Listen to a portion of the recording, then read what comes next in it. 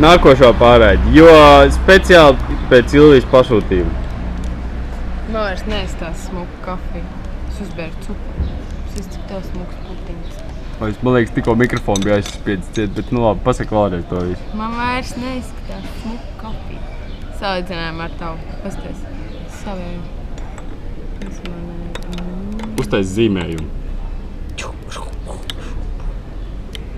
Kāds smuks, balts zīmējums. Un šādi izskatās mana kafija. Pamēģināsim uztaisīt kafē latte ar smuku kaut kādu zīmējumu. Tūlīt.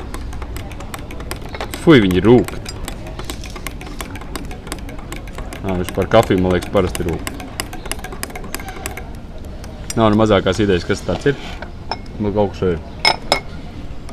Jānis atkal pīpē. Īstumā tā ir tā pati cigarete, kas iepriekšējā šitie te pārraidē. Tāda mums tās kafijas. Es jums varu ierādīt. Baigi par šo lietu. Nu, jo. Ārā. Tā kā vajag palielīties. Vai ne? Jā. Labi aptīvi. Garšīgi? Tiešām. Kārtējs motorolers aizbrauc. Vēl viens motorolers aizbrauc. Tā kā jā.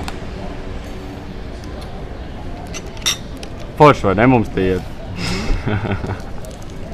Vienīgais baigi žēl, kad jūs jau rītā braucat prom. Es tev pietrūkšu, vai ne? Vai redzat, kāda viņai ir sejas izteiksme? Vienkārši, čau. Jānis, un es tev pietrūkšu? Protams. Godīgi atbild, vismaz beidzot. Nu, un tagad es tieši to pašu gaidu no tevis, Ilvija.